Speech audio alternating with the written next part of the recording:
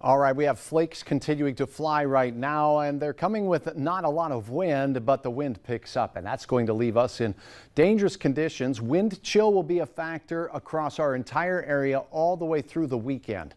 First alert weather days continue through Friday, and here's what you need to know. First and foremost, I want to make this full screen so you can see everything here, but tonight, fluffy flakes of snow continue to fly. They'll shift eastward, and the wind will increase as we head to bed tonight, and travel will get tricky here. It's already very tricky out to the west, and it's certainly adding a layer of slippery onto our local roads as well. But once that wind picks up, we're going to have the potential for ground blizzard conditions, particularly in our western counties on Thursday.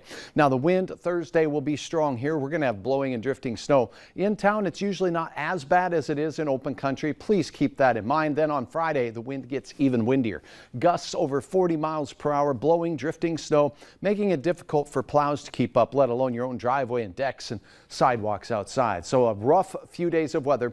And on Saturday, the wind continues, folks, as we head through the weekend, and the strongest winds will shift into Minnesota. So even though you have trees there, we'll still have blowing and drifting snow.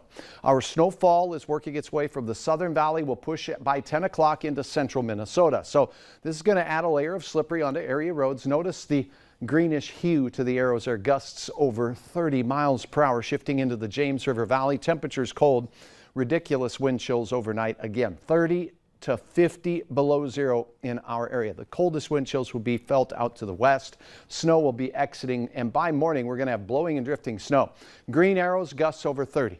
Yellow arrows, gusts over 40 miles per hour. And where you see the orange ones, we don't even want to talk about that. There's going to be some areas that have gusts over 50 miles per hour as we go through your Thursday. That's going to make travel darn near impossible in places out to the west, and here it will be quite tricky and quite slippery.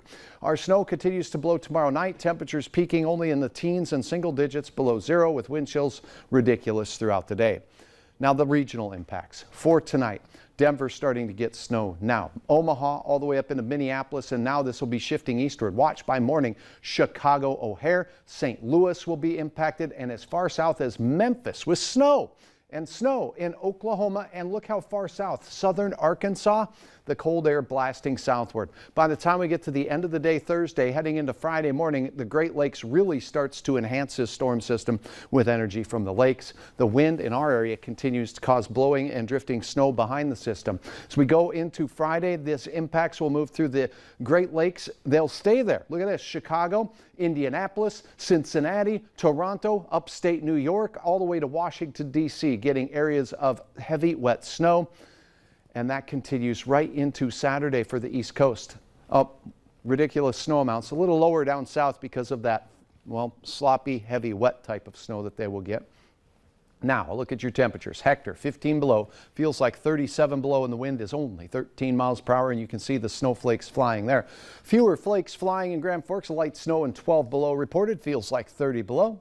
Radar shows some Mayville flakes working their way through. We also have Lakes Country snow showers working their way through, and what's happening in central Minnesota is likely being overshot by the radar. We're likely seeing some snow for you as well. Heavier bands of snow making their way through central parts of Nebraska right now, and it's just starting to blossom out in the Mile High City.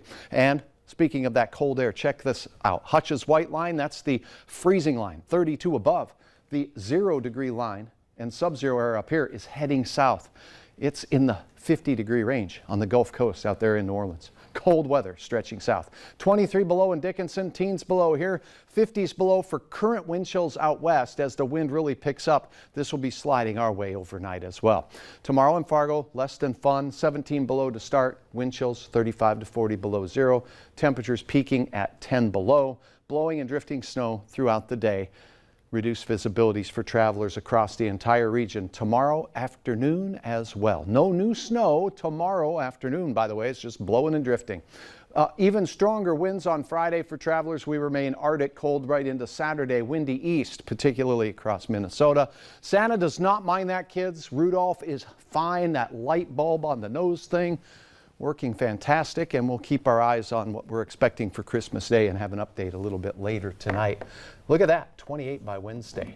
We put the warm on that. Warm. And we'll need it. Thanks.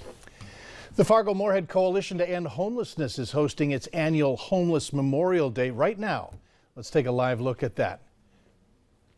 Officials say this day is to honor and remember members of our community who lost their lives from homelessness. Community members are getting ready to gather, and they're going to go on a walk of 5 blocks in downtown Fargo, starting at Broadway Square at 6:30. So that's about 15 minutes from right now. There's a memorial service to follow starting at 7. That'll be held at First Lutheran Church. People deal with grief differently. Up next on Valley News Live at 6, how a Minnesota mom is using her ability to sew to help cancer patients.